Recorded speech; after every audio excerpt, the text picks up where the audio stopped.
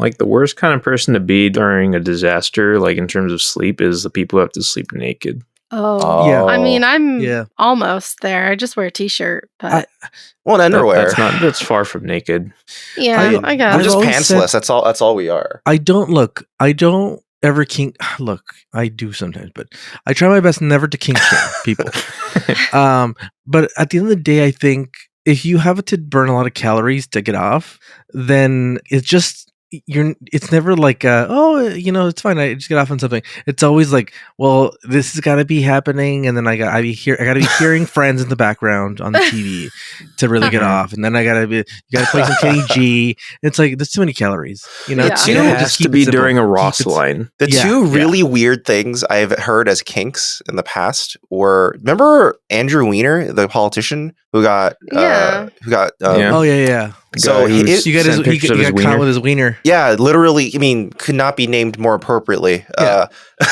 His kink was to have it doggy style while watching The Daily Show. That's how he got off. Ew. And then the weird thing I'd heard of was well, watching I don't know. I just that's stop weird. kink shaming. It wasn't Fox News. it was just strangely specific. And then the other thing is, was it a narcissistic thing? Like, was it like watching Daily Show segments about him? No, just in general. He just wanted to watch the Daily Show because they did do a lot about him. They did, but also they did without him too a bunch. And there was a period of time where they kind of lionized him because he was like the Spitfire guy who was like, I'm gonna the Democratic change. Spitfire guy. Yeah. I made change with my dick pics. Oh, God. So embarrassing. But the other weird, strangely, like, seems high effort, like Ricardo was saying, was someone said the best way to get a blowjob is while you're like holding a chin up. Like that way you're like exerting yourself while you're getting the blowjob. And I was like, man, that's a lot of work. I'd rather just lie down. Maybe whoever says that's the best way clearly only means that's the best way for them. It was like, you could when you exert all that energy and you're breathing hard, it's like way better. And I was like, all right, whatever, dude. That sounds like someone who tried desperately to find an alternate to autoerotic asphyxiation. Something that's not as dangerous. I'll get close. Like, I'm getting too close. I can't fall that far down. So that's I need to find something else. That's one of my favorite lines in Jurassic Park, and I think one of my top 5 favorite lines of all time in cinema's history is in Jurassic Park when the lawyer. So the lawyer, you have Jeff Goldblum, the lawyer, and then Grant and Sadler, right? Yeah. And they go and they're doing the tour, and then eventually they get to the theater where it keeps turning, and it goes from like the video of like the DNA to like actually seeing them do the DNA stuff with the eggs and stuff. Yeah. And then it's turning and then it turns again, and then the lawyer goes, "Is that a auto?" Because he means animatronic or animatronic. Animatronic. He says, "Are those autoerotic?" And that's my favorite line. I every time I listen to it, I lose it. Why would he say that? Are those autoerotic? That does sound familiar now that you mention it. I don't know if it was scripted or if he just ad-libbed it, but it's amazing.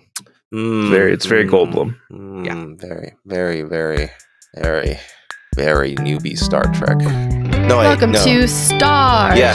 Yes, Star Trek. Newbie Star Trek. Yeah, good of you to remember that. Star Trek. Star Trek. I think Dan has the closest voice that could do it. Try it. Yeah. Dan is always the best voice imitator. Okay, everyone. Yeah, do Common doing the Star Trek. Star Trek. Guys, it's me, Common. Okay, here we go. Star Trek. That's perfect. Just like, damn, thank you, Common. So many layers to the performance. You can leave now. Yeah, so many layers.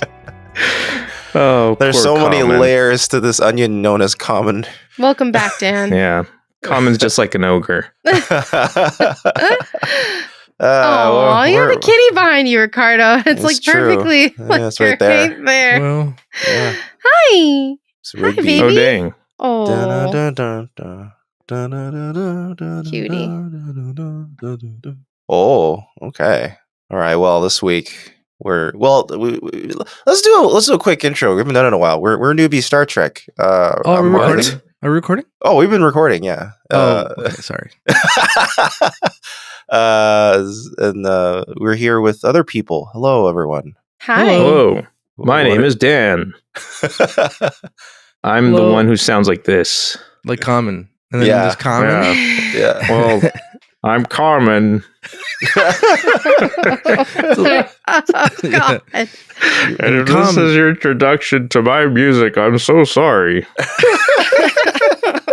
I didn't even bring any samples with me. This is so embarrassing. For me, rapper, Common. Yep. Noted rapper. Wow. Yeah. Okay. He always introduces himself and his profession. He's always goes Common, known rapper. Yeah. Hello, I'm Ricardo. And this is Sarah. Star Trek. God damn. Oh, damn. Was that not the right cue? No, you did God. it. It's perfect. This was perfect. We did it. I'm Sarah. I'm Sarah. God damn it. My Can't have nice things. social security number is just kidding. Star Trek. Hey, this sounds like we're very unorganized, and it's because we are. Yeah. This is your first episode. It's so funny. Welcome. Because Ricardo and I were talking the other day, and we were like, remember when we used to like take notes and prepare for the podcasts? And now we kind of just like walk took in. Notes? I still kind of do. Well, Dan is the most prepared of us because he has a segment that's really specific. And also, what the fuck are you looking at, dude? What's a cat looking at?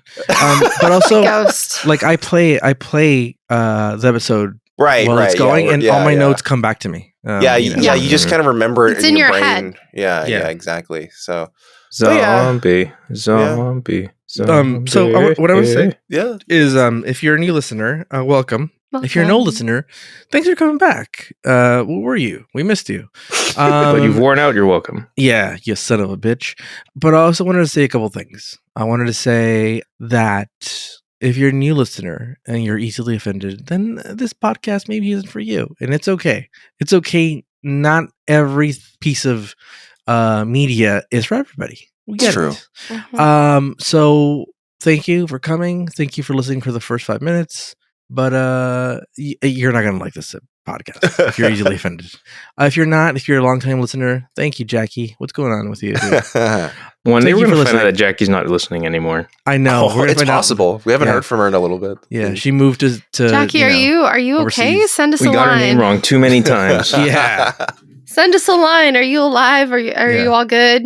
Oh, speaking of being alive now or who's not. parasocial? Oh, we read all of our emails, by the way. We don't. Don't send I us do. emails. Do not send us emails. Speaking of not knowing if someone's alive or not, this week we watched Half a Life. Hey. This is a Lwaxana heavy episode, but not really about Lwaxana. I don't really like this episode. I'm gonna go ahead and start off. Interesting. Okay. Well. Wow. Okay. All right. No, I like the society that you just get offed after you like turn a certain age. Yeah, I was about to say, like, my they God. essentially like reached the logical extreme of, the thing you're usually beating your drum about. Yeah, I keep saying that You have a 65-year-old limit, though. Yeah, but for typically. work. You should work. Yeah, for work, for sure. Yeah, you should Yeah, get but 5 more once you years. stop working, what's your purpose of living? I know, right? You become in this useless. society. Yeah. I also don't want to overstay my welcome. Like I don't want to be in pain. I want to overstay my welcome But a lot. don't you think your body will just die when it's like ready to go? No, I want to die when I'm ready to go. Oh, okay. No, you know what I mean? Yeah, sure. Yeah.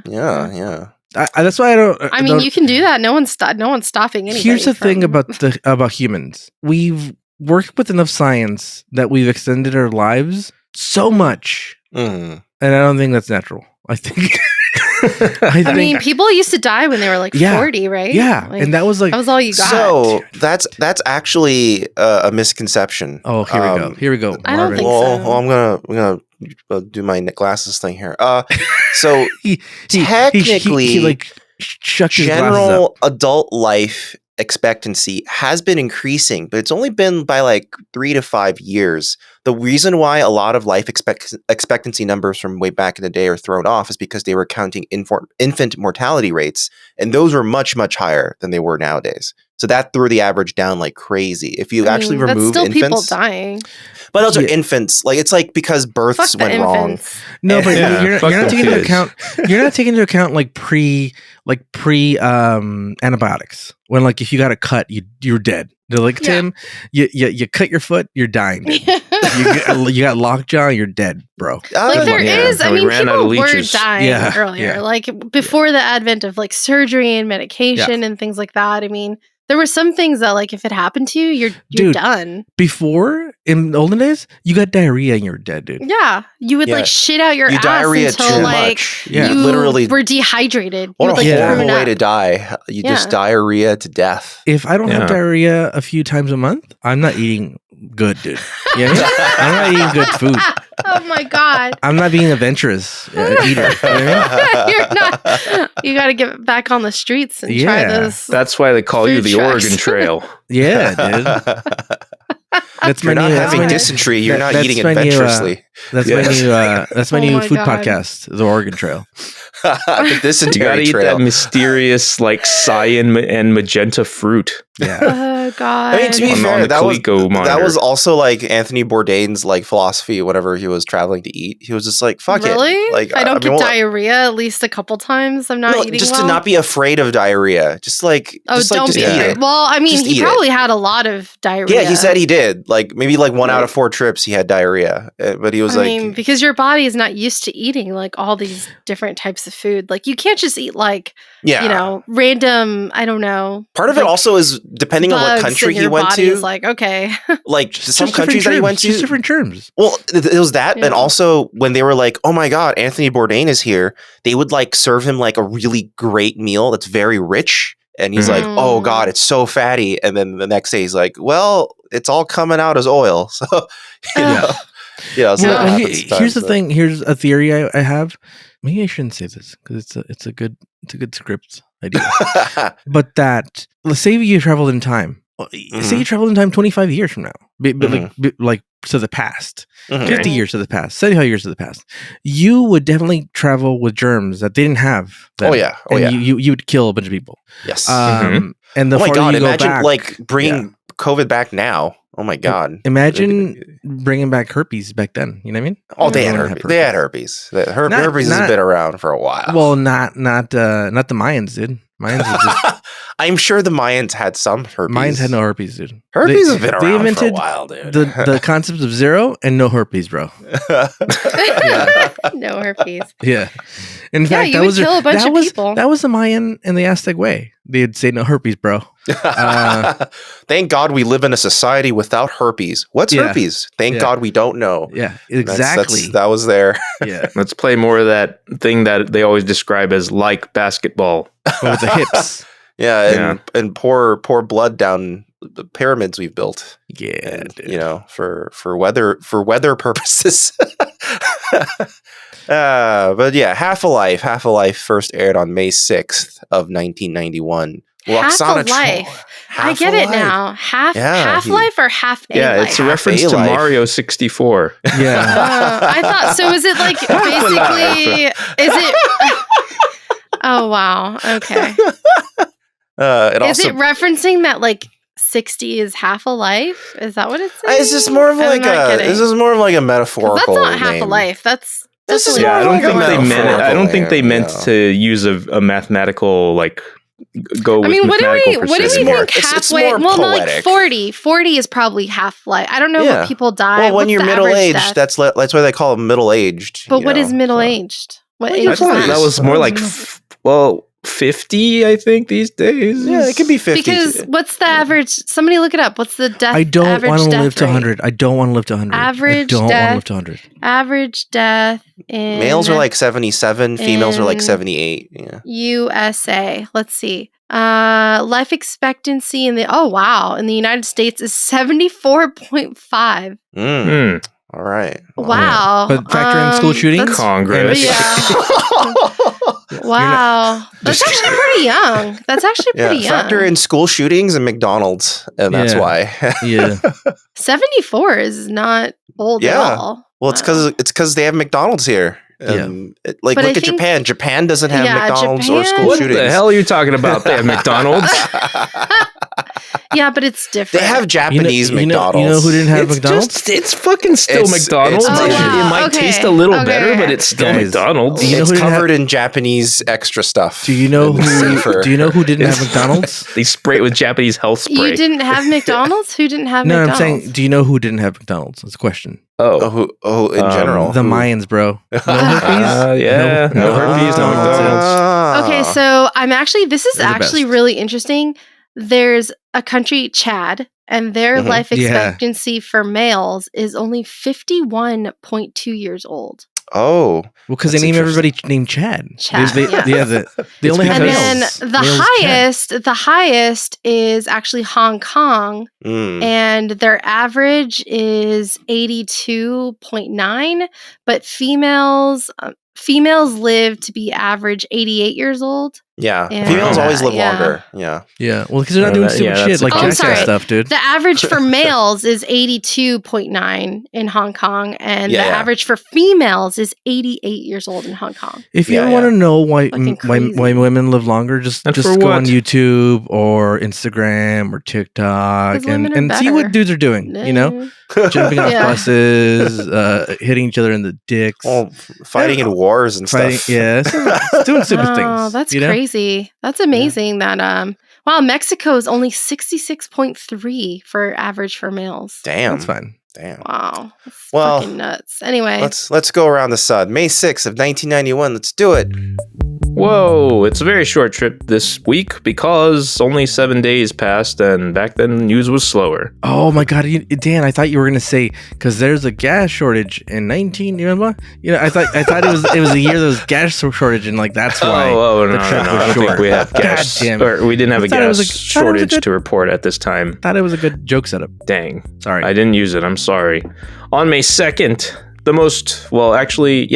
2nd, since it's such a slow week, I went back to The Simpsons, okay? Oh. The most recent episode aired was The War of the Simpsons, which is the episode where Homer looked at Maude Flanders' cleavage, or the ones at the bottom. Yeah, the ones at the bottom, the peanuts. Yeah, he fought and caught General Sherman the fish on the boat, and we were introduced to John and Gloria, who gave us the infamous Queen of the Hoppies line. So that's what happened with Simpsons at the time. We also missed Lisa's Substitute 2 weeks ago, but that's fine. The very next day, on the 3rd, the 356th and final episode of Dallas aired. Wow. Which was, I think, the second longest running show on CBS at the time. So, Ricardo, you might know this. Dallas obviously has a famous cliffhanger season. But does it have a famous series finale? Or I think JR got shot again. Yeah. Or something. He got shot twice.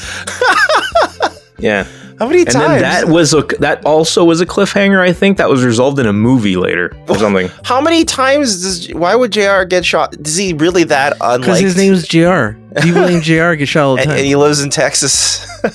So he's going to get shot a lot. Hey. It's still America. Yeah, dude. He'd have been shot more if he went to schools in America. But he if he went to public schools, he would have been shot 20 times. I'm sure he went to a private school, JR.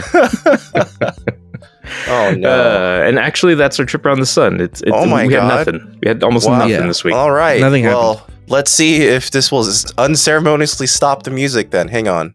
Yep, it just unceremoniously stops. We almost never do that. Why? It's supposed to fade out, but it never does. So fuck it.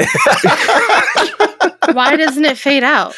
I don't know. It's supposed to. It's supposed to Doesn't it fade out? No, it just stops. I don't know. Like the first few podcasts we did, I did have it fade out, and it just faded out. But ever since this service upgraded, they don't do fade outs anymore. Maybe you need to re-up the clip or whatever. Yeah, whatever. It's fine. It's not like we actually use it that way. Listen, let's go into our sponsors because our sponsors want us to go into it that way. You know what? Let's give Exter the #1 spot this week because you know what, Exter, you're a bunch of cool guys who make a bunch of cool wallets. Get your wallet and a bunch of other stuff too. You know, you make keychains. They make skin wallets. Yeah, they make what do you call it? What's it? Everyday carry. Everyday carry, right? Yeah, everyday EDC things. Stuff? They're moving into the EDC general market. So maybe in the future, I saw one of their promotional pictures. I saw a knife So they might be like developing an extra knife. You know what happens to people that You know carry what? knives? You They know get what? shot, Will that also have a Marvin. You know what, button dude? that makes the blade come out? Oh no! Maybe. A quick release button, and then it'll be like. I want my They can't wallet sell it people here. and my knife people to be separate. I don't want them to be in the same company. Oh, Why is that? Oh. I just you just work on one thing. Don't Just you know? master one thing. Yeah. I mean, Don't get greedy. Drop.com back in the day used to work on everything. You know, and guess what they used to do now? They just work on one thing now. They work on two things, really. Okay. It's it's headphones and the other thing. You I can't even forget. remember. You Keyboard stuff. Okay. Yeah, two Okay, fairly those are my different guesses, realms. but I didn't realize that was literally all they did now. Yeah, You know what? It's just- This is I hope that we get the sponsor Spyderco. the knife What's company. Spyder? Yeah, Spyderco with the Y. They do make excellent, very utility knives. Yeah. The one I gave you, Ricardo, is a Spyderco knife. And I love it. It's one of my favorite knives. Okay, but what are you using a Thanks, knife for Spyderco. on the daily? to open boxes and To stuff. boxes to You know, to everything. I play once with. I'm gonna tell a story. I'm gonna tell a story and to just show you how much restraint I have. So I went to buy tacos. Coincidentally, I think I told a story where I got food food poisoning from a taco truck. From the Yeah, it's taco from the truck, salsa. Yeah. It was this taco truck that I went to. The one right Mhm. near our house. Man, this is an Yeah. infamous taco truck. Every time we And, pass it, we say to ourselves, "That's where Ricardo got sick." Yeah. And so this was a previous incident. I went to get my tacos, and then I hear a commotion behind me, and God. it's near 7-Eleven. Mm. And I look, and there's a huge. He looks like a giant man who's naked. no. He's an unhoused person, Oh no! Okay. and he is beating up the 7-Eleven employee. Oh no! no. Yeah. And I immediately say, I cannot take this man on myself. I have a knife though. If it gets really bad, I have my to step God. in, and I don't want to kill a man. You know what I mean? I thought, Yeah. all that ran to my head like really fast. And Heat of but the when moment, the commotion heat of the started, I had seen somebody run out of 7-Eleven. Mm-hmm. So I was like, oh shit. So, and then I thought that guy ran like a coward. Mm-hmm. That man was a hero. He went to his car to get it was not a full bat. It was like a stick. Oh. Mhm. And he was smart enough to be like, no, you don't stab the man. You just wound him a little bit. And he came back. Disable and him. Yeah. Disable and him. him and another dude just because he was too big. He was too big. He was he big. might have Like, been on what are we drugs. talking? What kind of big are we talking? Tall, dude. Like Like a 6'5", giant, dude. 6'6". Yeah, like he would tower over us. Wow. But this tiny Mexican dude with like a club went in there and got him off the 7-Eleven employee. And Wow. I didn't go in because I was like, I don't have the self-control to Yeah, not you would use just a like knife. You know what I kill mean? somebody. Yeah. You would Yeah, like yeah, stab them. Yeah. Yeah. We have said on the podcast before that out of the four of us, we would choose Ricardo as our Chadich because he would be the most willing to kill. Yeah. So, And that still holds. So Yeah. did this Absolutely guy? still So holds. did this person just run out naked just into the street like after they got hit or Well, what? the Like, cops what- came, and Oh, then the there was cops too came. much commotion, and my number got called, and I said, I do not want these tacos to get cold. The cops are here. I must go on with my business. Oh yeah. When the Um, cops show up, it's time to yeah, dip, yeah, for sure. yeah, And- you don't want yeah. to tangle. Plus, by this time, they had already gotten the guy off the employee. Wow, Yeah. that's so crazy. Yeah. But Damn. literally, Damn, that's A couple- 7-Eleven right there, huh? Wow, yeah, that's a crazy. couple of Fuck. weeks later, I drove by, and the guy was there talking to the employee like normal. What? No. Yeah, with clothes He's like, Clothes listen, on. I Clothes on. didn't mean He's to. like, I'm sorry. Yeah, I I was didn't mean high. to. I was If high he as a came to kite. apologize and Yeah. want You know, to that, make that, good, that would then be like that's a fine. good, like, Maybe, yeah. good Like, bookend oh. to this whole incident. Yeah. He comes I back. was Maybe super it was just high. childhood friends and one the and fact had two that- very different paths in life. I don't think that was the case. But just the fact that like the man was out a few weeks later and that he wasn't killed by the police was a good sign for me. It's a minor miracle. Yeah, and like I'm sure that it's fine. It's fine. All's Wow. well that ends well. The world was healing itself. Yeah. That's crazy. And Not all's- healed me because then I got food poisoning a couple of months later. But whatever. It was a wasn't- long story That's a to pretty say good it's- story. all's well. About knives. It was good to have a knife, though. You never know. But you know what I thought? Right? I thought this knife won't break because it's Spyderco knife, and I can kill a man because Spydercos are. Yeah, they're not like the most stylish looking knives, but they're very, very utilitarian. But it's a good thing this isn't a sponsor spot for Spyderco. We don't want to advertise killing men. Here's the thing, Dan. Here's the thing. You hold a Spyderco knife, and you know you're in a safe place, dude. It's sturdy. Wow. It's not gonna crumble in your hands like a cheap ass knife.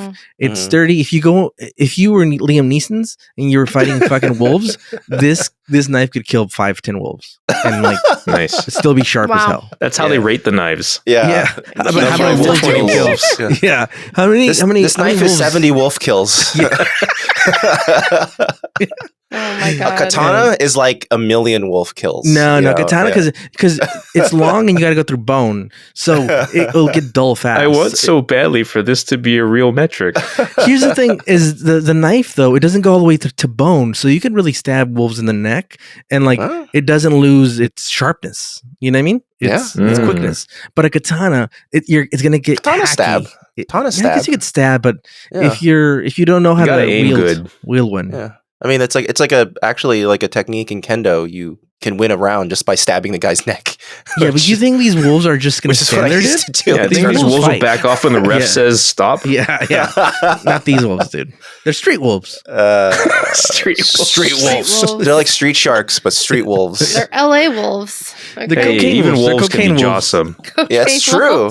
Yeah. What is this cocaine? What is this cocaine bear thing? Cocaine bear is a movie about based on a true story of a bear that was on cocaine. Do I need to watch it? Is it a movie?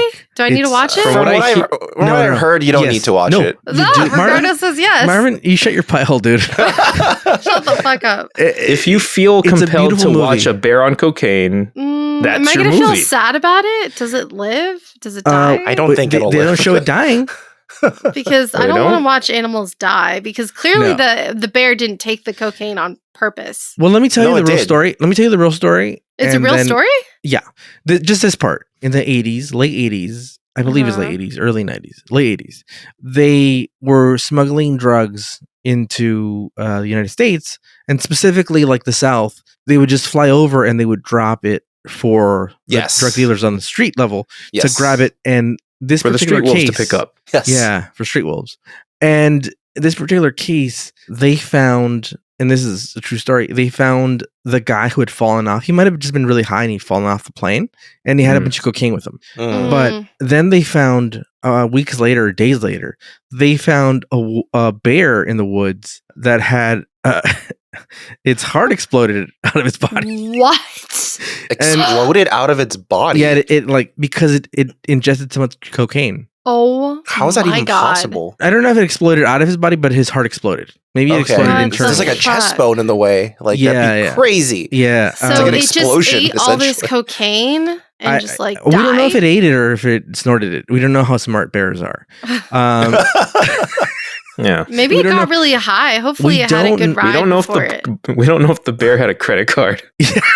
We don't know, or a mirror, or a $100 bill rolled up dollar bill. Yeah. But he ingested it in whatever form. Sounds like it did. The bear died then. Well, in real life, but in the movie, we don't know. We make it in the movie. It's like Crank. You might die. You might have a sequel where he needs to hook a battery. Does it have like cocaine all over its face? Is it like powdery? Yeah. That's like that's the that's the image. Oh my god. Okay, I feel like I gotta watch this movie. I've been hearing you have to. It's funny and it's grotesque. I just don't like watching animals in like pain. Oh my god, Sarah. Like that's like my. Do you want to watch this movie or then don't watch it? Don't watch it then. I don't want to watch animals suffer. But you have to watch it. Does it enjoy its cocaine? It's Colombian cocaine. If the animal suffers, it won't be because of the drugs. Okay. Well, I only want to watch people suffer, just not animals. I'm sure Exter's really happy about our massive detour. But anyway, if you want a cocaine wallet, if they were listening, we would have lost Exter long ago. It's true. We would have been fucked a while back. Or maybe they like this. Maybe they like how stupid this is. But look, Extra. I'll tell you what about Extra. Let me just tell you how great these wallets are. They're high quality. They're such high quality that if I had a bunch of cocaine and I wanted to ingest cocaine, I would do it off the wallet because they're clean. They're beautiful leather. And none of that cheap shit that if you inhale it, you die. No, it's good, genuine leather. You could do cocaine off this wallet perfectly fine.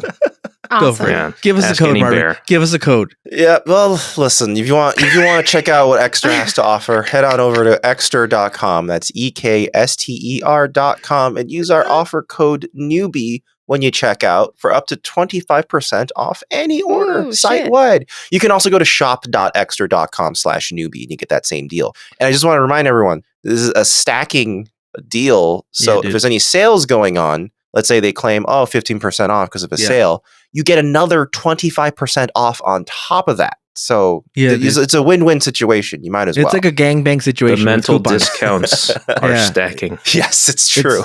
It's these coupons gangbang. You can just, they do. Mm-hmm. Yeah, they just get in the circle. And I want to say wallet. this. I'm going to say this. If you say you were like at work and you're like, well, how much cocaine can a human ingest before it dies, and you want to Google that, you would just Google that on your work Wi-Fi. You'd have to put you would not. You would need something VPN. for that. Yes. You put on ExpressVPN and you could search anything. How much cocaine can a human ingest? How much cocaine can a bear ingest? How much cocaine can a cat ingest? And no one's the wisest. Your boss won't know that you love cocaine and you have how much cocaine can I smuggle within an animal without it absorbing it? What do I do if I walk in on my boss snorting cocaine? Question mark. Do you partake? Or do you not partake? What is the etiquette? Can I climb the corporate ladder by offering my boss cocaine? Yeah. If so, is there corresponding pornography for any of this? Yes. I would love to see an example. What is the lowest grade of cocaine I can take before feeling not great about taking cocaine? All of these questions and more can be answered at expressvpn.com/newbie Star Trek, where if you sign up for 12 months of ExpressVPN, they'll give you an additional 3 months for free, which means the whole package is 49% off. Wow. That is an unprecedented deal for a value of this value, good value. Oh, Marvin's malfunctioning. Are you okay? Yeah, cocaine there.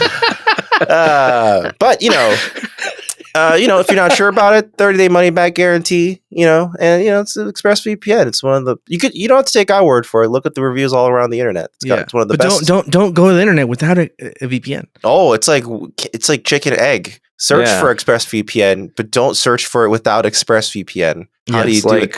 It's like using Explorer to download Chrome. The only way to do it is snorting cocaine.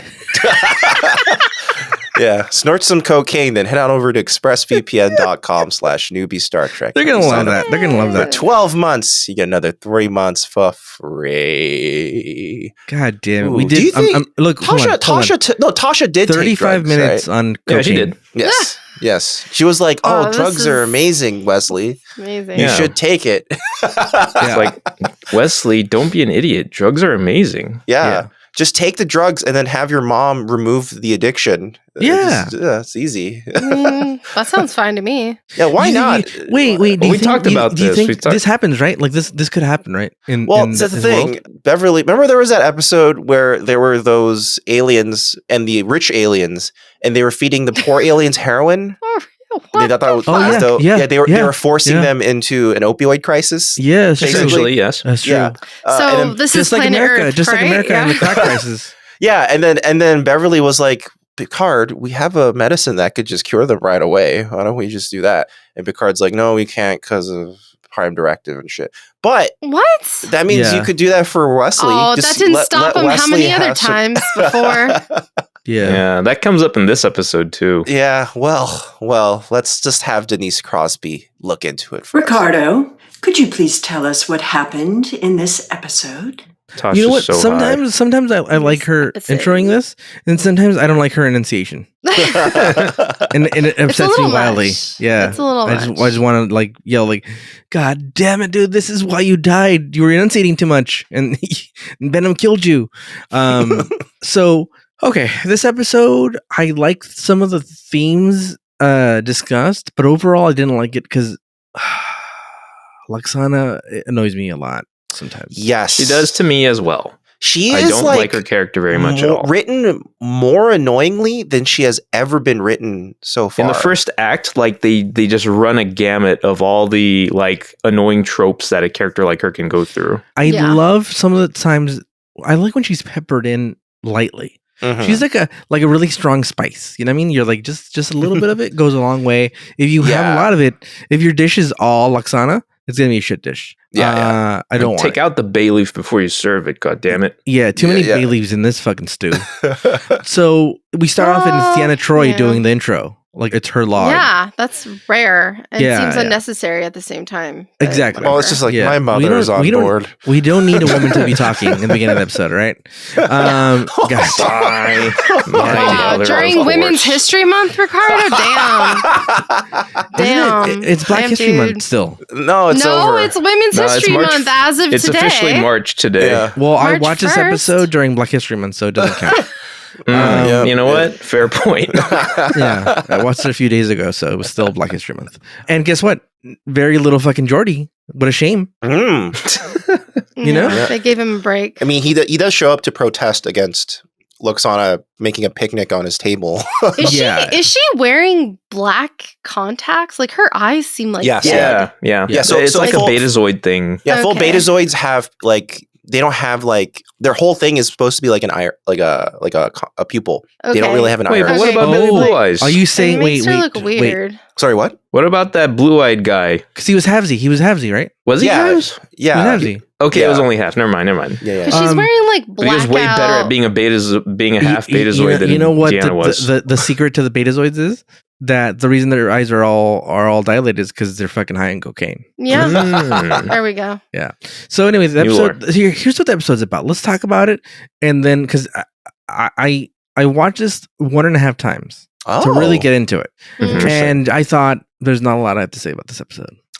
So I'm going to try to be as specific and concise about what I think about this episode. But let's go over the whole theme. The whole theme, the whole story is a dude's coming on board and he's going to help his I was going to say his country, his world, like restart their sun, right? Yeah, because it's dying, right? It's dying. Just like Krypton.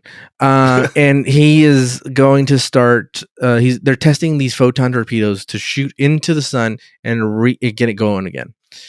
And fails. And what we find out about his society is that basically once you turn 60, 64? 60. It's the old, is it Viking or what are those dudes that would kill them once they got old? There's a few cultures. There's a couple cultures. It's in, I think, Asian culture, Japanese. I don't know. I don't know exactly for Viking culture for sure, but in Japan, it's like Denmark or one of those really white countries. Maybe, but in Japan, there were some villages where it wasn't like mandated, but it was almost like a tradition for when an elderly person felt like they were becoming a burden on their family, they would just walk into the mountain to die. And just starve to death? Yeah, literally just starve to death. Yeah. Who is this? Wait, is that Japanese? the beginnings of that forest in Japan? There are a lot of more recent suicides to connect to that forest. That's a different idea. I know, but like, did it start as that idea?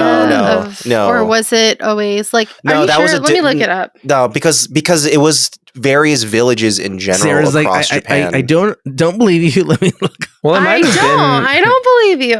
So like. Anyway, so that's how their culture is. And this dude was a few months away from being 60, like a day. Yeah, a few days. His birthday is like tomorrow. 3 days, right? Yeah, 3 days or something. Yeah. And so this is his last like opus. This is like Mr. Holland's opus. He wanted to like his last moments of his life to be "I've saved our planet." Yeah, right. Yeah, and that's on him, dude. He too much pressure that he put on himself. Like, don't bring that on me. Yeah, don't put that shit on us. Like, because you failed, you idiot. Like, I didn't like that right away. Like you put that pressure on yourself. You could have just been like, "Hey, I'm going to share this information with a younger dude in case I die of natural causes. My work will go on." my story will live on. I think that would have been even a stronger point. That that would have been a cool storyline. If he had to deal with a younger guy and he would have been like, hey, I want my legacy of saving the planet to live on, so I'm going to tell you, and like maybe him not wanting to tell him. But anyway, my mind's running amok always. Well, you know what? You bring up an interesting point, because given that society structure, it feels like it would have been more of a priority for that society to have him impart his knowledge and research. That's the thing. I think someone younger. I think they do know. I think the implication is that he's just smarter. So he's like more experienced at coming up with novel solutions than they would be. Like he can look at the data and come up with a solution much faster. Yeah, he's just smart. I mean, there's a team of people he works with that is familiar with continuing. It's just that and everyone says his work will be continued. It's just that other people would take like a decade, and he'll take like 5 years if he was there. That was the condition. I guess. Yeah, I guess so. Yeah. Because everything that he came up, like he started thinking of new things to try. After failing. Too late. So he should have taught a youngling before he killed him to learn the ways of his atomic bombs. So anyway, so he failed, and then he has these ideas to how to make it better, but he only got like 2-3 days, and he refused to go back to his world where he's gonna be killed off. Started a war. Almost. Yeah, and he starts a war, and like this whole shit, like it's over love though. Is it because he wants to live, or is it because of love? I think he finally was like, oh, I haven't fucked in a long time. I fucked Lwaxana. Oh yeah, mm-hmm. And she's disciplined in the ways of sex. Look, the P can make you want crazy shit. Okay. Yeah, and she's the primary motivator. Actually, she's the one who puts the idea in his head that he could leave if he wanted to. And that's what I like about Lwaxana, that you realize like, oh, not only are they counselors, but they might be even like, these betazoids might even kind of be like muses a bit. And I do like that idea where betazoids, not only can they, like, I like the fact that Deanna Troi is a counselor and stuff, but and like not only can they broker deals or help broker deals, but they can also literally kind of inspire somebody by reading their thoughts and being like, oh, what if I unlock this for them and stuff. Kind of like getting your brain to get out of its way. You know what I mean? Like I like that about Lwaxana, and that's what I like about this episode specifically. Wait, didn't Lwaxana say that she can't read this guy's mind? No, she can't. But I mean, the thing is that like for me, the full betazoids. Well, fuck. See, like now I'm contradicting myself because sometimes they're way off. No, but I feel like, I mean, there is an aspect to them. Like she does act like a counselor. She is talking him through this whole thing where like nobody else will. Like, like Picard is like, oh, well, that's their culture. You know, like nobody else is helping this guy be like, wow, they're going to kill you when you get down there, or you have to kill yourself. That's crazy. Yeah. Like she is like a counselor again. She's willing to talk to him about it. And I do like that about it, but it just had too much Lwaxana, and like her, like she's too goddamn nosy, dude. Stay in your lane. To me, the weird angle was also like her constantly pining after him in like a sexual way when his whole society is gonna die. Yeah. And I'm like, okay, when she finds him in the bar and she's kind of sweet talking him, and I'm like, okay, well, he just failed at this whole mission. I think the worst example is like when he's working with Geordi, and she just goes over to Geordi's table and throws the chips on the floor, and it's just like, hey, they're in the middle of something. Give them 5 minutes to clear up before you throwing your fucking. But I gotta hand it to you. This guy is. I mean, it was so a move patient. that worked on him. Yeah. What is this guy's name? What is his name? Tim Lee. He's literally named Tim. Tim. He's actually a Tim. Tim is super. He's super patient with her. Like, well, because he's like her bullshit. He's just straight up charmed by her, which is hard to He's charmed swallow. by her when nobody else is. Like everyone else is like, oh, this is weird, and he's like, you know what it kept reminding me of? It kept on reminding me of Lucille Bluth's relationship with James Lipton in Rest of the That's a really good yes. That's a good yes. But he's like the opposite of a cartoon character. He's like in this episode the best dramatic actor. Yeah, he's really good. He's really good. No, make him put on like a kid's stage production. Why does this guy look familiar? About beating people with a sack full of batteries. He's from MASH. He's from MASH. Yeah. David Ogden Steers. Yeah, he's also the voice of Cogsworth from Beauty and the Beast. Shut up. He's also and he was also the fat like Russian alien scientist in Lilo and Stitch. Yeah. Oh. Okay. And he's Louis Gossett Jr.'s brother. Is he? Oh. No, I like throwing a fake fact. Oh, okay. God damn it, Ricardo. Wow, because he looks super familiar. Like when I saw him, I was like, Yeah, he's a pretty famous character actor in general. Yeah, he's my favorite part of the episode, honestly. Yeah. Like they did him dirty with the fucking costume, though. Does nothing for him. They never give their guest stars. Hey, it's his culture, okay? Leave it alone. It looks terrible. When I saw him, I was like, wow, they couldn't do better that's than how that. they dress down there. No guest star die at ever 60 has and they dress like that, okay? A good costume. Yeah, frumpy as fuck.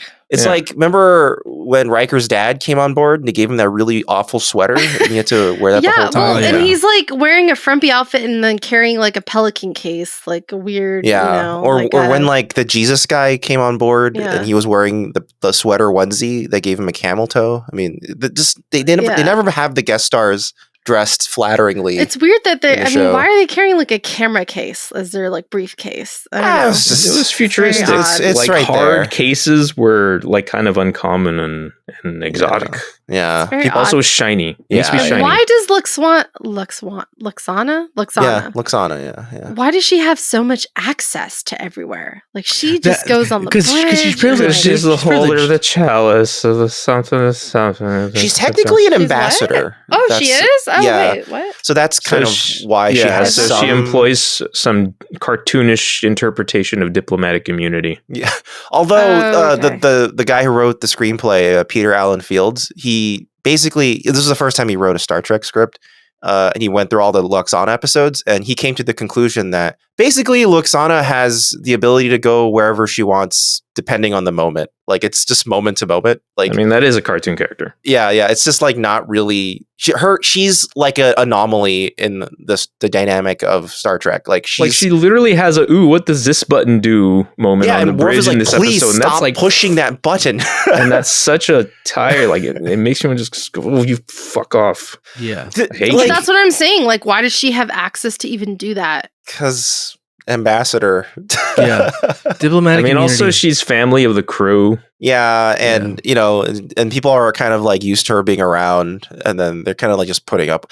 I mean, you let Wesley on the bridge, you can let anyone on the bridge. Yes, you know what? Exactly. Yeah, you're right. You're right. Yeah, so she's the least of their worries. The truth is, the security is not the best in the show. They let anybody on the bridge. No. Worf. Season finale of season 1, they just let the unfrozen people just walk onto the bridge and interfere in like a diplomatic Worf was still learning the ropes at the time. Yar was fresh in the ground. Yeah. So he didn't. He's like, I have to lock the door. Oh, he's like, man. I gotta learn. So anyway, basically Federation doors. By the end of the episode, he agrees to go home because they're basically like chasing them and starting a war.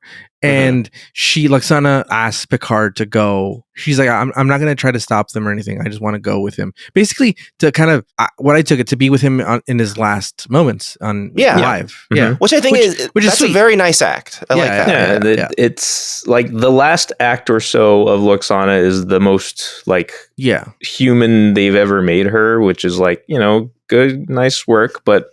Do you have to front load it with so much annoying shit? Wait, do we believe her though? Like she's gonna. Of course. Well, that's like the unfortunate side effect of that. It's like it's hard to swallow that turn to being like empathetic and caring and all that stuff like right away because when she's not. By the end of it, I barely buy it. But it's a rough road to that because of how she acts. Yeah, like her character so far has not earned this yet, I don't think. Yeah, but I also think that she's spent enough time with him knowing that he's not going to be changed by her opinions of what he should do or not. So I think she knows that this guy he's going to do what he's going to do, and she's also going to be in like a very foreign society. Yeah. So like she won't hold nearly as much sway as she would. On the you know what? So maybe I should clarify because I think the thing that bothers me the most about like buying Lwaxana or not is whether or not she loves him this much. Oh, that part. Because it's like she falls for him so hard, so fast. She falls for everybody that fast. Yeah, and that's the thing. Like, she's been so like flirty with so many people in the past. It's like, how come this one is so effective? Well, this guy is the first guy that pays her mind, you know? Yeah, but also, it's the first guy that's like technically the Ferengi did and leave him. She didn't want him, so yeah. Yeah, but who's better looking? I mean, come on. I don't know. He's got these weird things on his head. I mean, look at the size of that dude's ears. They're tiny. Yeah. This guy looks like he's packing. I would go with him for sure. What do you guys think? Inside of that shiny case? Yeah. It's in his pelican case. It's just a fucking dick skin, what's it called?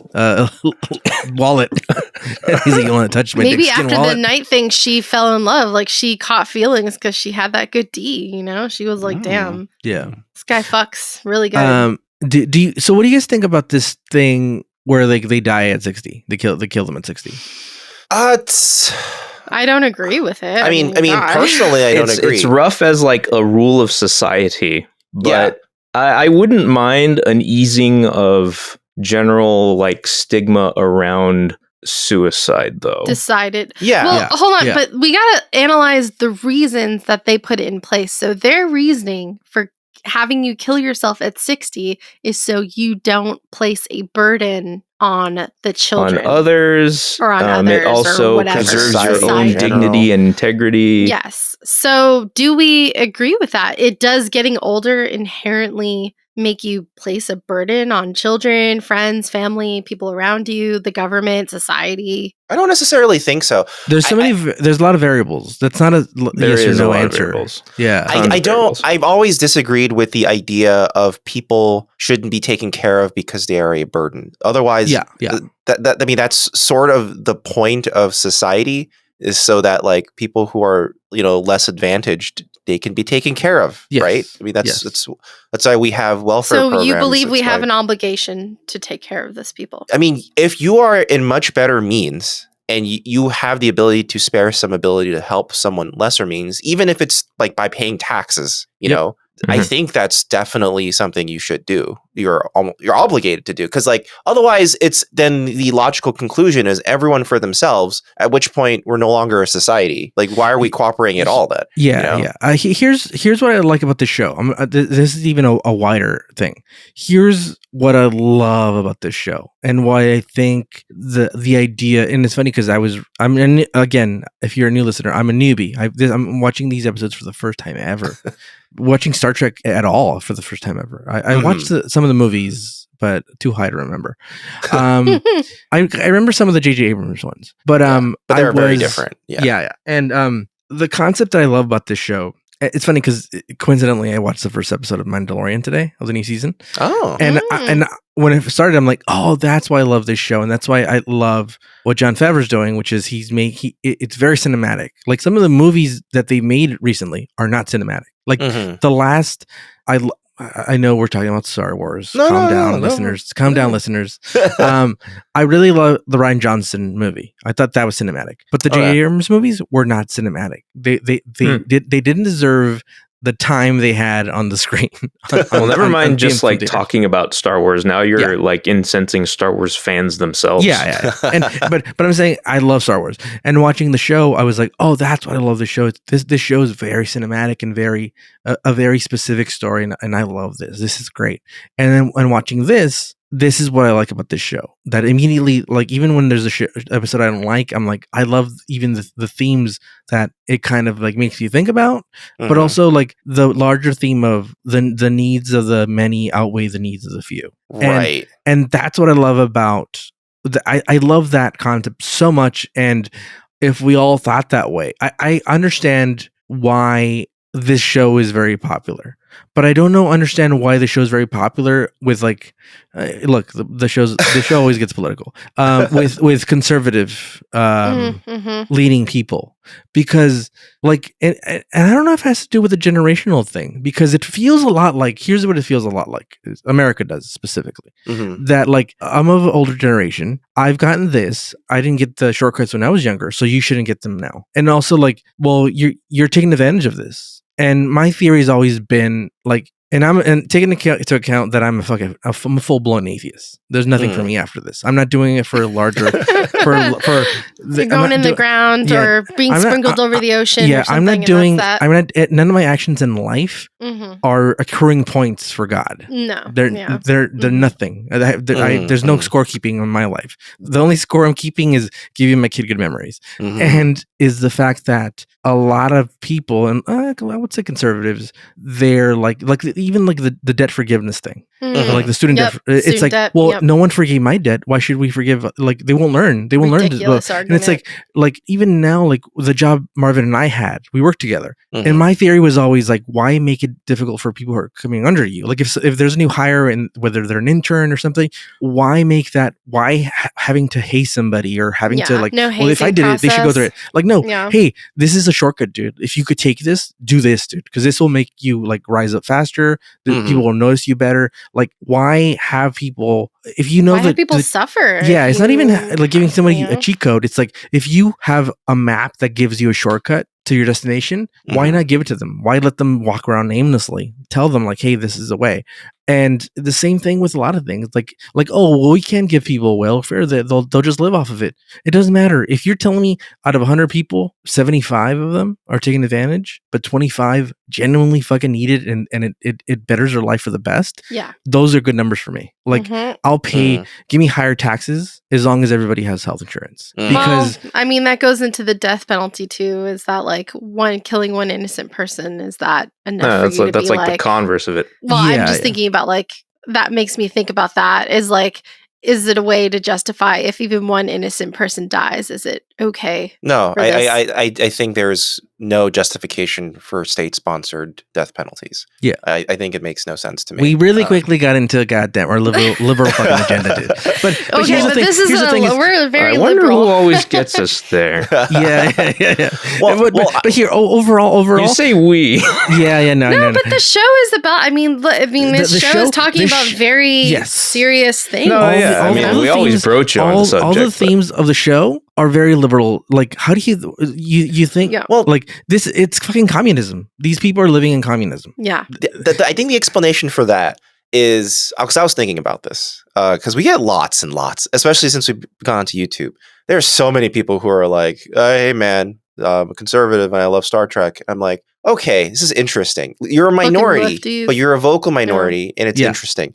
And I think it's the same reason why a lot of conservatives actually like Stephen Colbert. I think it's because there's a lot of people, not a lot, but enough for there to be a following. Interesting. And I think it's because there are some people, regardless of political leaning, who take what they watch at face value, not analytically. So, for example, if you're looking at Stephen Colbert, obviously, if you understand the context of what he's doing, he's parodying Fox News and conservative media in general. And it's important to note that you're talking about Comedy Central, the Colbert Report. Yes, the Colbert Report back in the day, not the Tonight Show or whatever. His current gig is not that anymore. Yes, but even then, when he started, he was a little political and was. Well, he's certainly very political now, but now he wears his values on his sleeve. Yeah, it's less cheeky, less parody.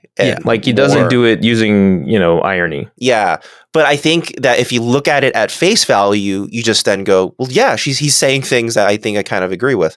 I think it's the same for Star Trek. Star Trek, you look at it analytically, you see themes emerging, you see general liberal ideologies emerging. If you look at it at face value, it's a bunch of dudes on a spaceship with guns going around the galaxy, and they're doing cool shit, and they're fighting people around, and they're like shooting aliens, and they're fucking people. Yeah, so I think, if you just take it at face value like that, and that's all you want to take out of it, then which is why I think, for better or worse, the J.J. Abrams Star Trek ones did very well generally, more well than Star Trek ever had, because it wasn't worried about themes. It was kind of more worried about looking really cool and having a cool plot. Sure. Yeah. And having characters interact, which is a valid way to approach sci-fi. Yeah. But it's just not the way that Star Trek originally approached sci-fi. Star Trek always started with the theme and had characters kind of coalesce around it. Same in this episode. This episode is not really about Lwaxana. You know what I mean? Even though it's with Lwaxana's one episode this season. In fact, it would have been a much better episode had it not been Lwaxana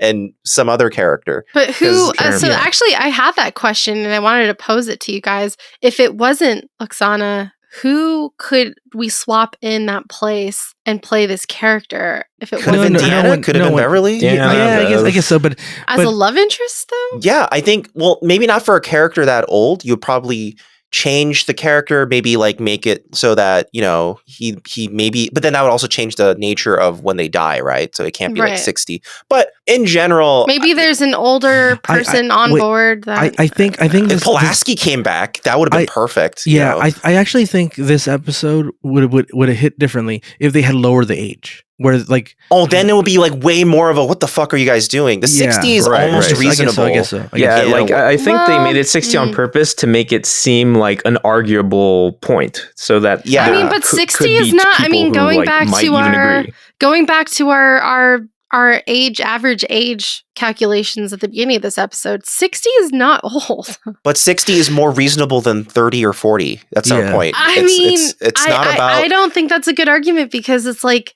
I think 60 is enough for you to go 4, 3, 2. Like but, I don't. But 60 this is also assuming that the Kaylin like civilization age at the exact same rate that humans do. And also, I think 60 is the age where it's implied a little bit. But I think, but 60 is also the age where it's kind of like it's definitely still an outrage. That is too young. But like if they said, if we kill everyone at 90, then it'd be like, okay, no one's gonna reach that age. That sounds great. Actually, okay, you know what? I just had this thought.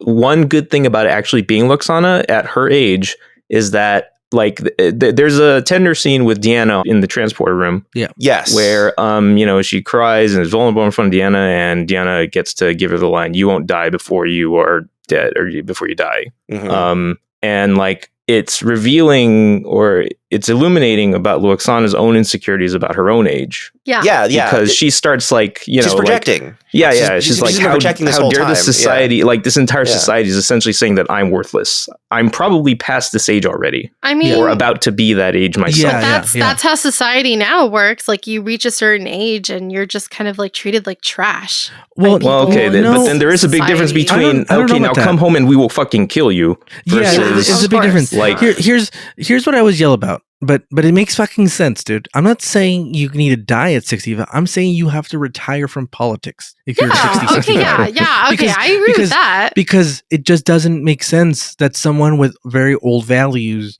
resides over people. Also, it's a very demanding job. And I think at 60, like, I think you should be, you know, slowing down a bit and here's retiring. Here's the thing about government.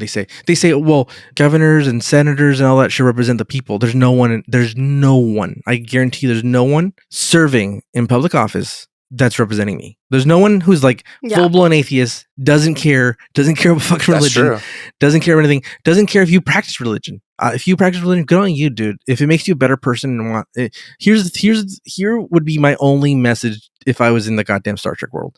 You leave the world a little better than you fucking came into it. That's fucking it. And don't be a piece of shit. Other than that, like I'm not trying. Here's the thing about atheism that people get confused. I'm not trying to convince you. I'm not trying to change you. In fact, it's not I don't think it's cool that like you know, like I don't believe anything and it's the end for me. That's kind of like crappy. And it's good on you that you think there's something afterwards.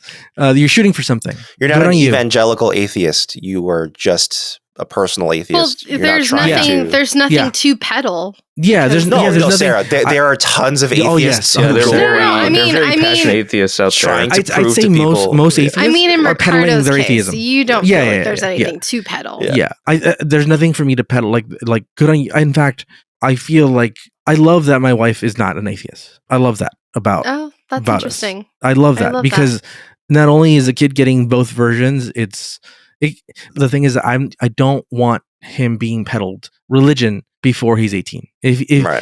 And until he's able to fight for this country and die, should he learn fucking about religion? And that's my major thing about like Easter and like Christmas and shit like that. That it's a little too religious for my taste. But if it makes my wife happy, it's fine. Whatever. I don't give a fuck. And luckily, Easter kind is of just about bunny rabbits. They're and pretty chocolate. secular these days. These are pretty secular holidays these days. But also, you can erase some part of it. Okay, then you need to get rid of Easter, sub in Valentine's Day.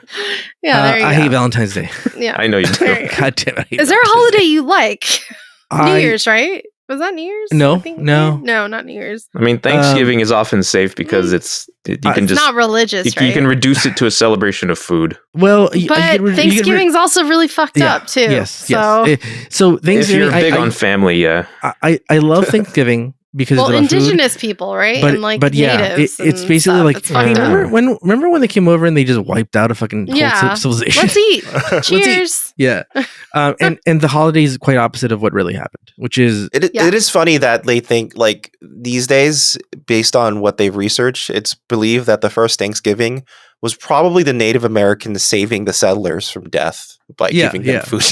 Yeah, I mean, there's a lot of that's kind of what they gave them a lot of corn and fish, and they're like, "Are you guys okay? You guys?"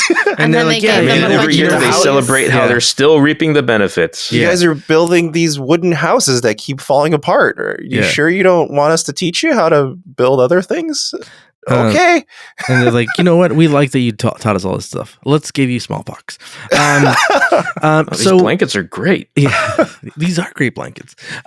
So there's nothing for me to peddle. I love, if you're a conservative listening to this, I don't have ill will towards anything. Look, this show sometimes just lean into weird liberal talk, but that's, it does, but it's the nature of Star Trek too, though. Yes, it is. Because if you're not taking it at face value, if you're taking on the themes that it's exploring, it's a very heavily fucking liberal fucking agenda. Yeah. But I assume that you're listening to this podcast because you want to dive into some of the theories and the things that they address on the show, less. And I think this is an interesting one. Like, should people die at 60? Should you not be a burden on society? Is that fair? Also, I think this episode is, from my perspective, it's less about whether people should die at 60 and more about, is it okay for us to change a culture that already has a tradition of this? Like, I don't.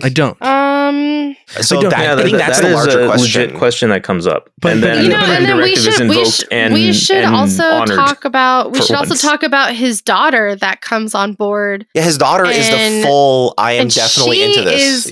She literally says to her dad, which, he has I really felt this scene when she was like, I am ashamed of you. Like, she really lays it into him that he needs to die. He needs to get his ass home and he needs to fucking kill himself right now. And she's so ashamed and she walks out and he literally has a breakdown and asks Lwaxana to leave the room so that he can, have a minute to just digest this whole thing about his daughter wanting him to die. And he, at that moment, is wanting to live. Michelle Forbes, by the way, is the actor. And she gives probably the second best performance in the episode, where you really believe her fanatical plight. Like, she really does. But you also think that both these guest stars are amazing. I mean, you think that he wants to live, but I feel like when he's talking to her, not only does he want to live, but he also wants to live longer to find a solution to save their star so that she can live. Yeah. And his grandchild can live and everyone else can live. It's like, not only what an incredible burden. The society views that as selfish. I mean, what an incredible burden to have on this guy's shoulders, where he's just like, I have to die. My daughter, I want to save my daughter. I want to save myself. I want to save society. And I'm almost there. I just need some more time. And the thing is, it's like the society is clearly so zealous about it that they're willing to start a war because one guy won't come back to die. Like, it's that threatening to them, to their culture. Yeah. I fight with this internally, which is this theory, which is,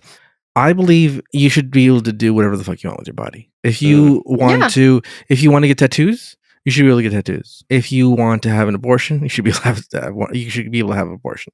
If you want to do anything with your body, as long as you're not hurting anybody else, you should be able to do anything with your body. But at the same token, I love the freedoms that this country gives you. But at the same token, I look at countries like some Muslim countries that make women cover up head to toe. And we're like, well, those women get beaten if they show anything, or if they step out of line, or if they speak up. Women have no rights, or killed, or anyone who speaks out to talk about them are also killed. Or... But then I fight with that because I'm like, that's what they fully believe in. Some people, Most of those.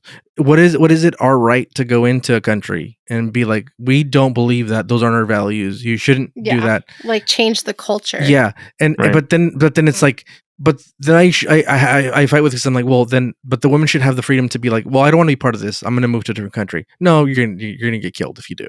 So Yeah, it's difficult. It's a weird catch. It's a weird, it's a weird position to have the brain be thinking about all those things. And then it becomes political once, like, you live in, like, country like Canada, for example, has been having ongoing problems with legislation that bans hijabs entirely. Yeah. But people who are Muslim say, hey, I'm a woman. I want to wear my hijab in, like, institutions. But you are saying I cannot. Like, you are now doing so far to the extreme.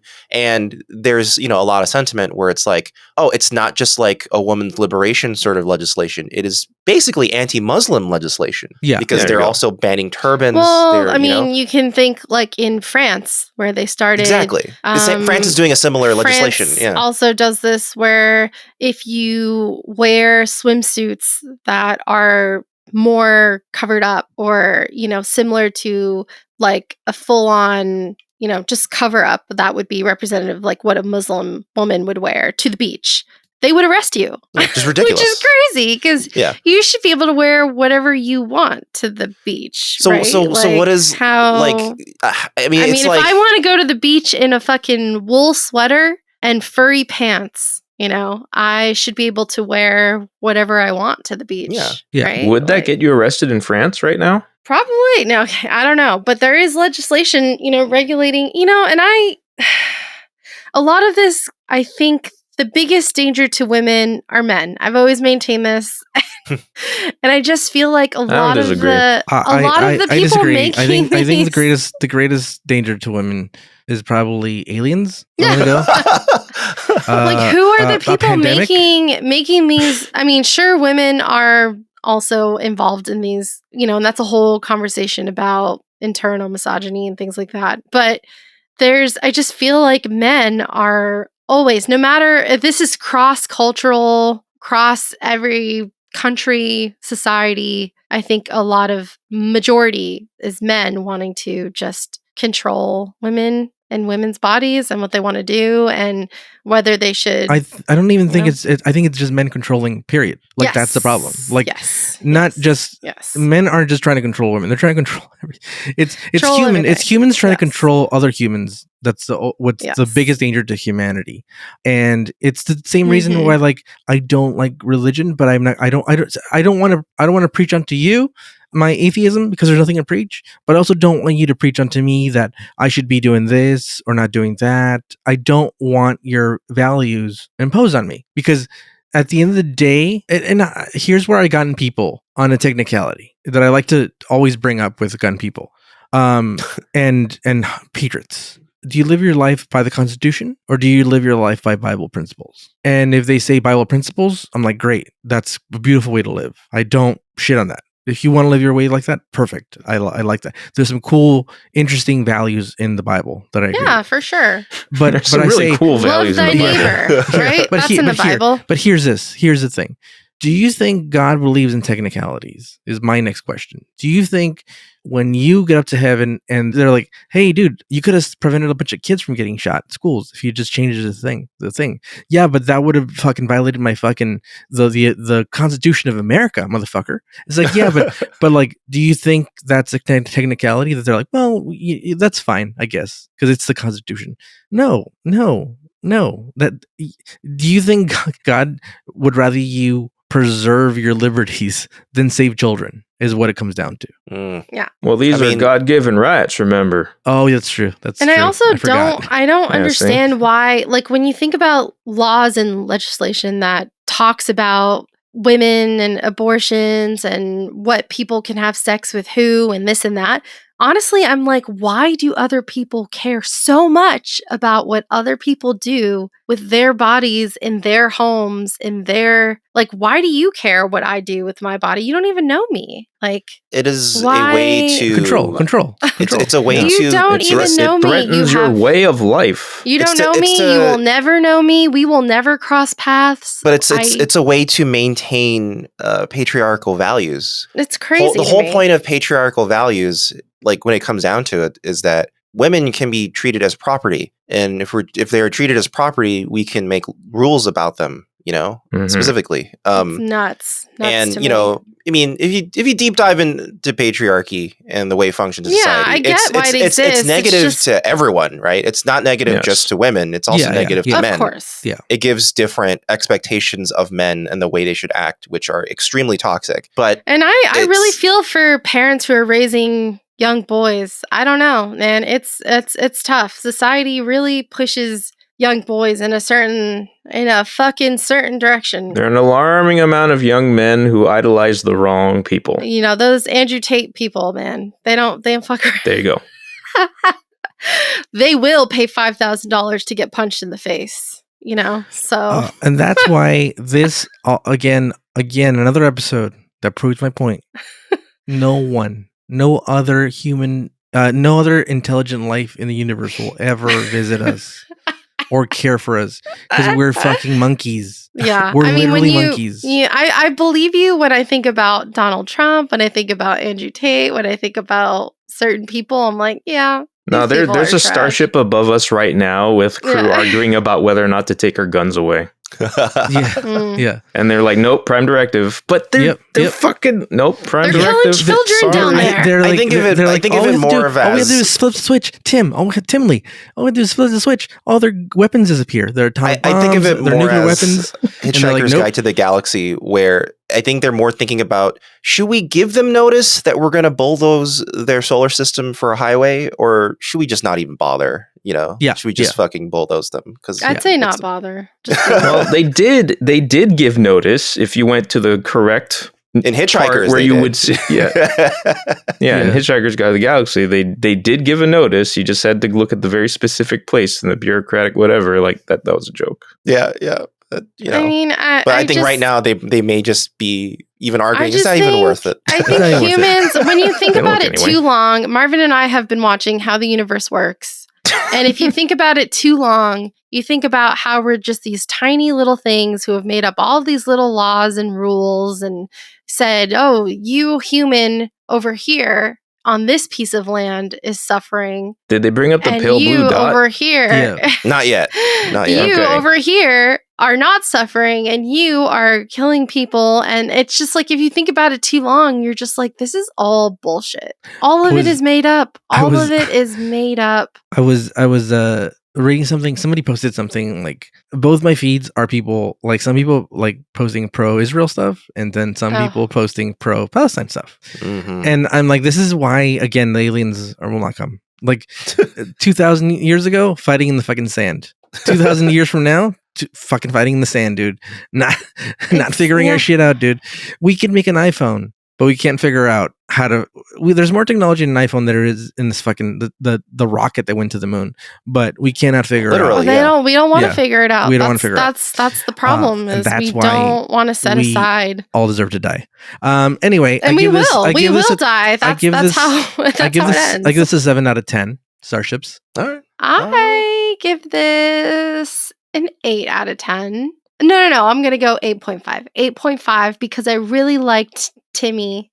And I really liked his performance. I was skeptical when I first saw him board the Enterprise. I was like, who's this guy? Why does he look so weird? Why does he look frumpy? What's up with this guy? Why is he carrying a weird camera case? And as it went on, veins on and his also head. veins on his head, weird like he looks like a vanilla. What score did you give it? Sorry, what score?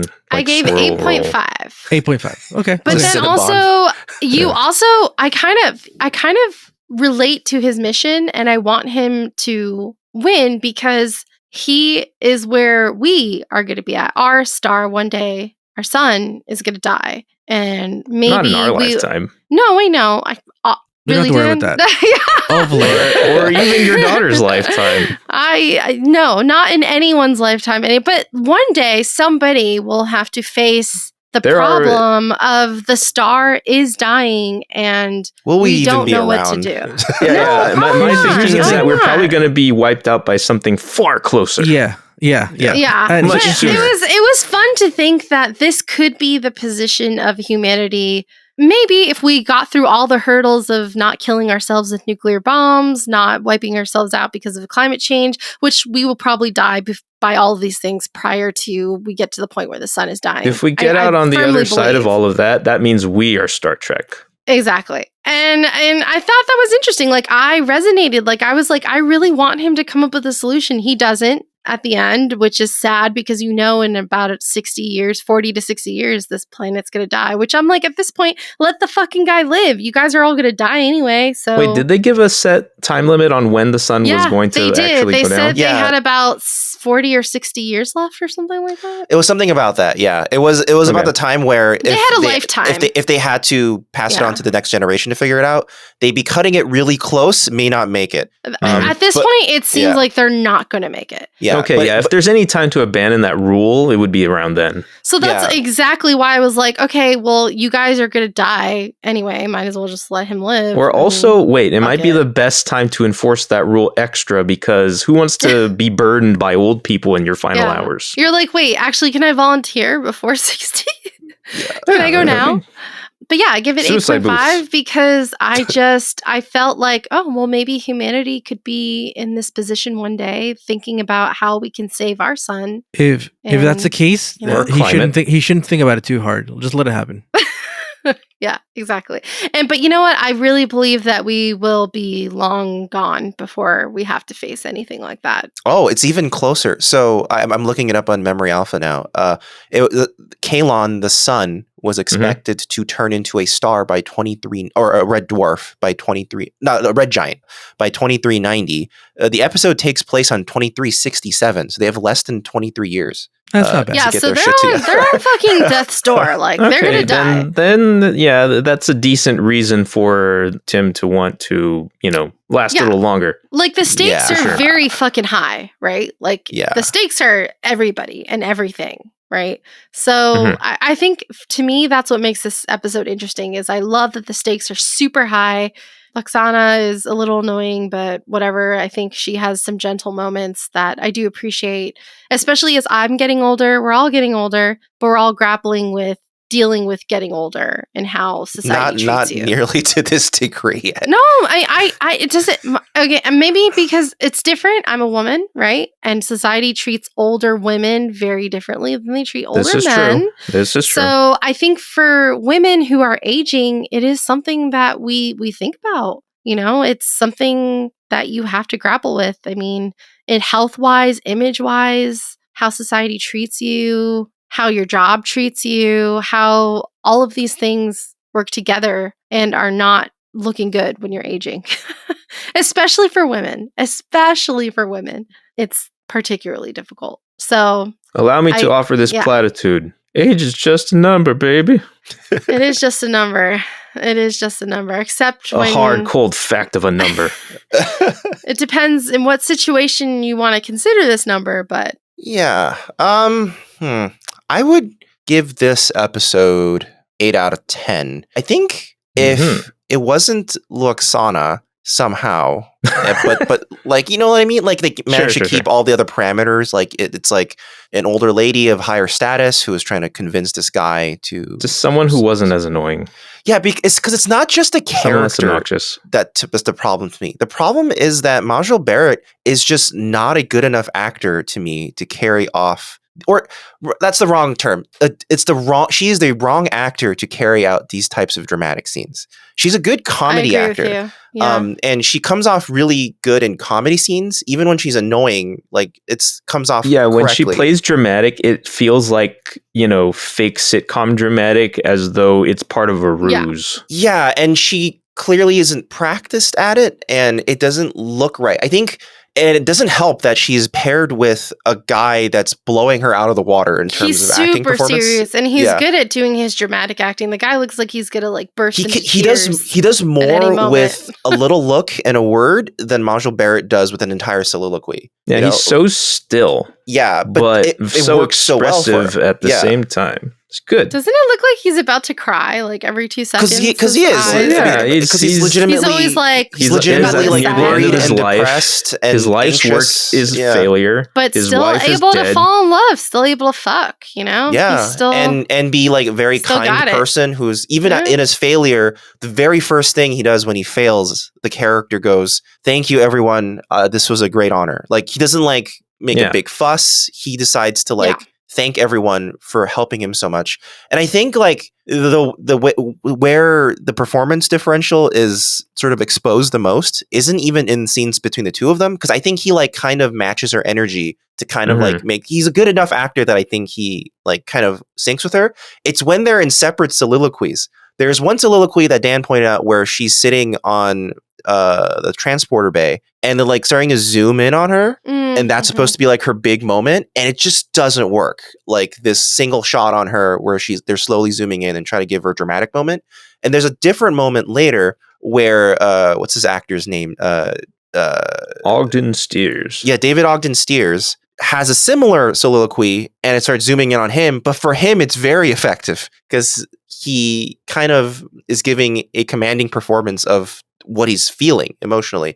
So I think that's the big problem with the episode. I think it's actually written really, really well. The problem is just that it doesn't. Yeah, she just character-wise can work. It's just the actor. I think it's more the actor. Majel Barrett just doesn't fit the role. I really do agree with you on this, actually. She's just too... It comes off like comedic and... Yeah, she has a goofy energy about her that is not appropriate. I mean, like there's other episodes she's been in. She's appropriate for that. I think for this story, she's not appropriate. It's just the stakes are so high for this guy. And to me, that's really obvious when she approaches him in the bar after the failed mission. It's just like her goofiness is just not appropriate. I mean, it's also like it's appropriate in the sense that if you're going to have her character enter the scene, that is like how she would act, I guess. But then like it doesn't make sense. Like he falls in love with her. He loves it, I guess. And that's why I kept on saying, like, I don't buy this. I like her performance doesn't help. And like you don't buy their love, their match. I mean, it could be where he's just like, well,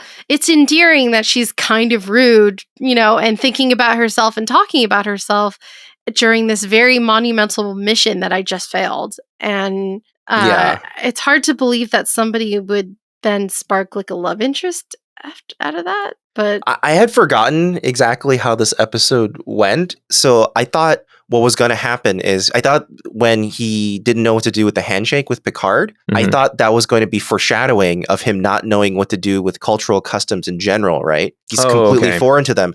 I thought he was just going to be like, oh, I'm sorry. I didn't mean to lead you on. I don't care about you at all. I just thought this was some sort of cultural custom where I'm supposed to go along with what you're doing.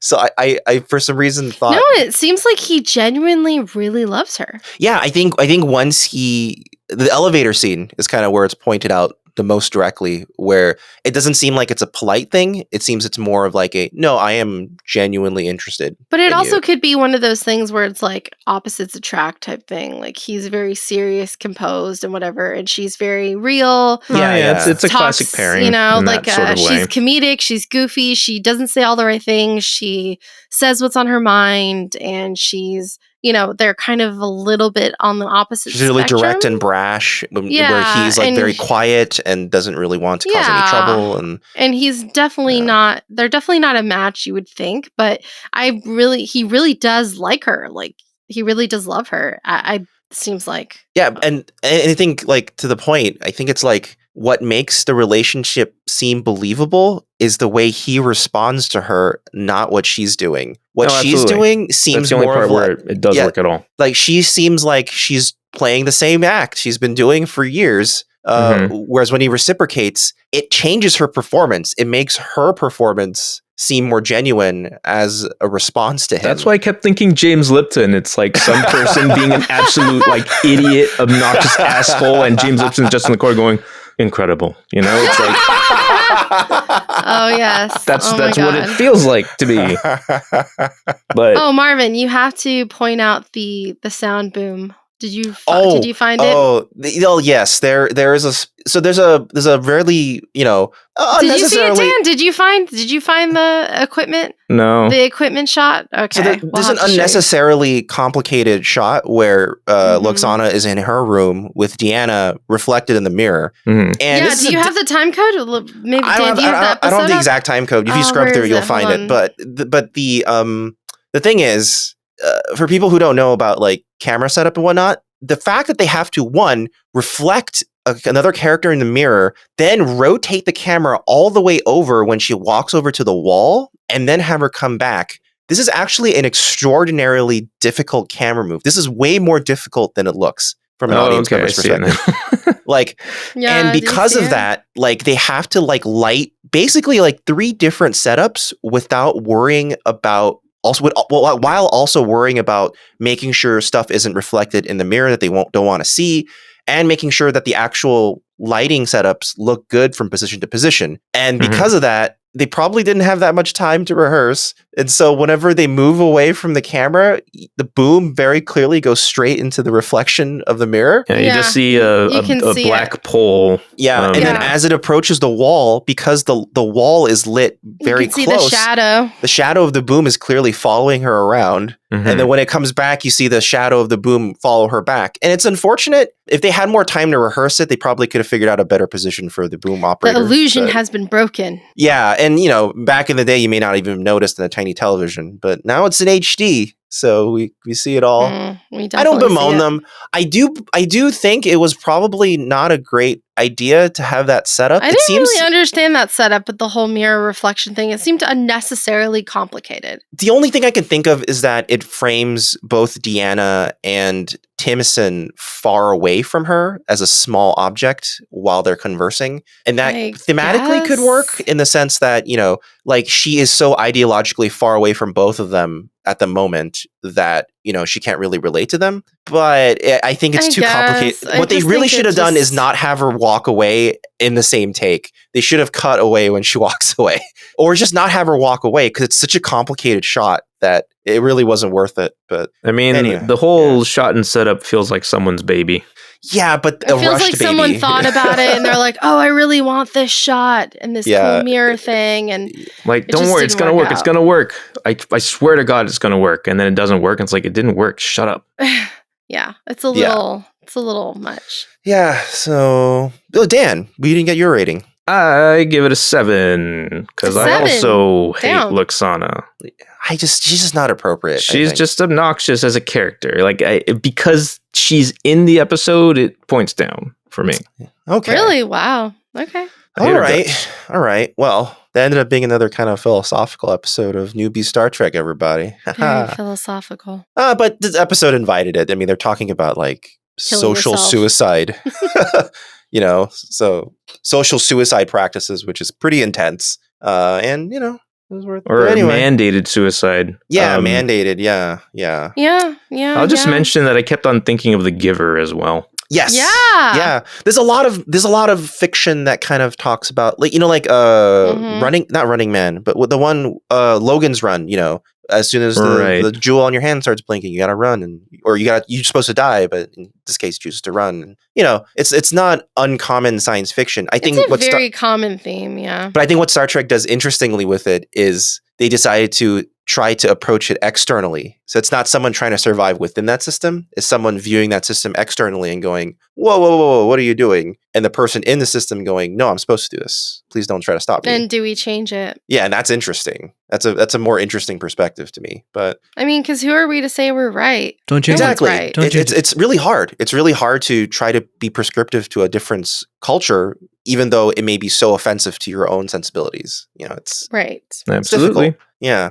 But that's anyway, why exposure is everything. Yeah. And literally that's always what I say when it comes to any like philosophical differences or differences with other people. But in this case, marginalized groups. I have an argument against not to change the culture, but this is one person who was in that culture that is very much on his own free will, wanting to not participate. Yeah, but it's part of the culture to hold on to these people. I feel like he should be able to, as we were talking about, like you should be able to do with your body whatever you want to do. The culture could have made an argument that it was only because of external influence that he came to that decision. He said very specifically on his call that he was not externally influenced. No, he didn't say he wasn't externally influenced. He said influenced, maybe. But he actually directly said, I am being influenced, but I'm not being coerced. Right. But and to them, they would consider influence to be bad. But so he says that he's acting of his own free will. And I feel like you should always be allowed to do that. To them, that does. But what if culturally that doesn't matter? I know, Marvin, what if culturally there is no free will? I'm trying to say that you should be allowed to step out of the culture. But culturally, what if we don't? Yeah, we don't live by the culture, though. Well, like, what is the culture of the USA? I'm sure we don't. Sarah, it goes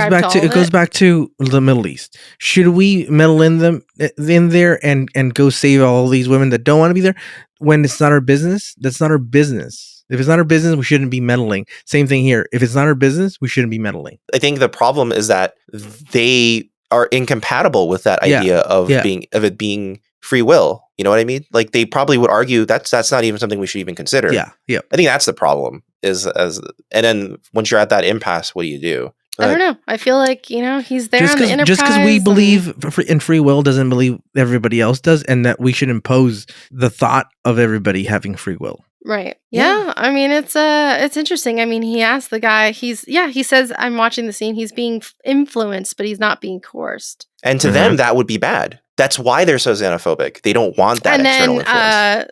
Picard says Tim's decision is of his own free will. Yeah. And they're saying we freely choose to reject his free will.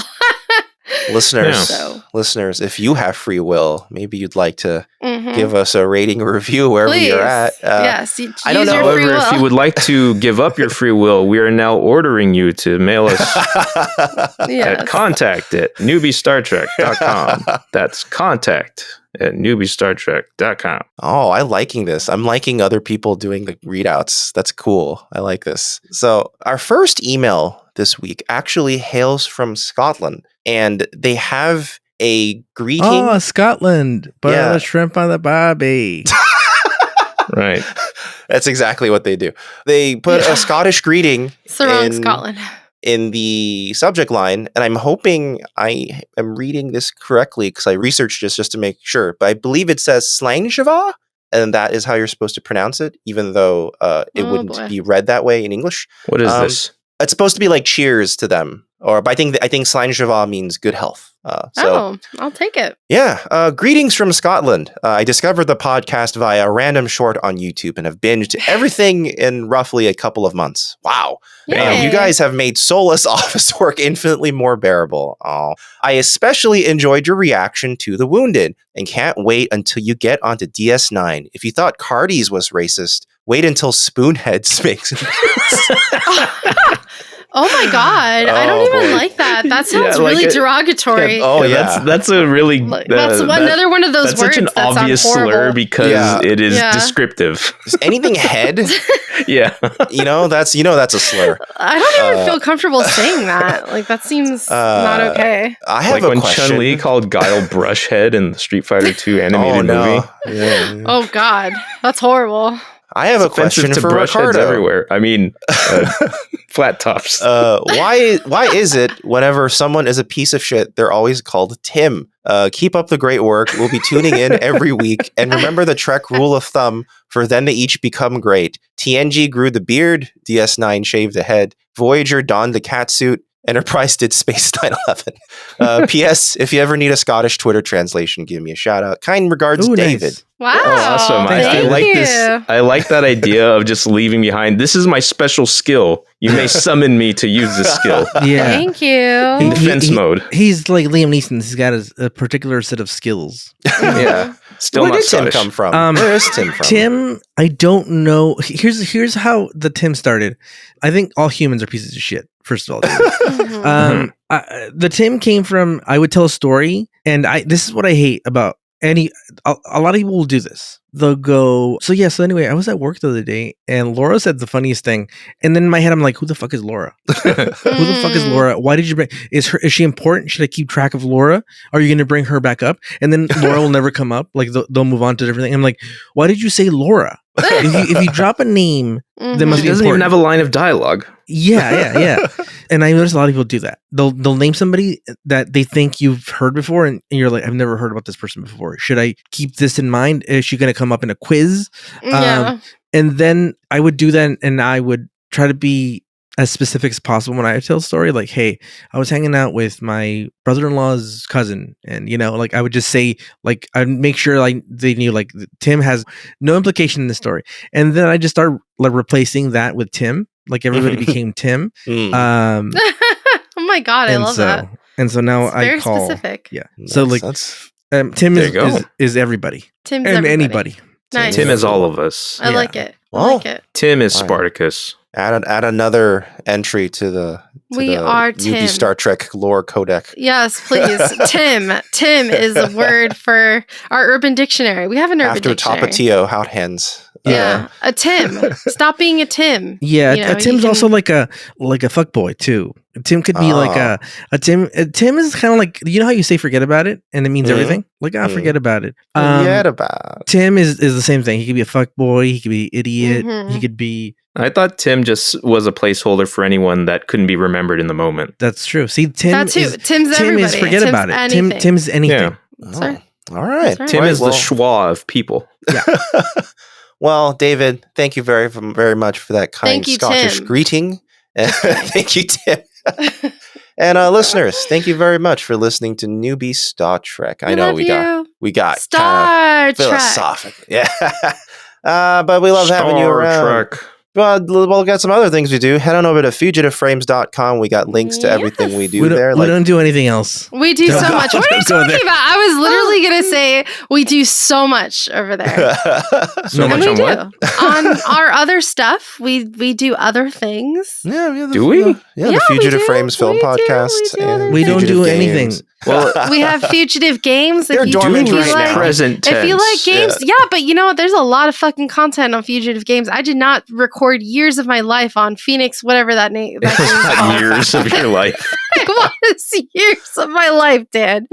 Years of my life. I can't even fucking remember the name. Phoenix, right? Okay, Is when we that finally do the last game, you don't have to be there. It's fine. No, I want to be. I liked it, but you have to have her. But we did that for years. There's a lot of videos of me voice acting. It's true. In there against Phoenix, right? And hear me attempt my best British accents. You go there too. Yes, it's true. So there's like hundreds of videos.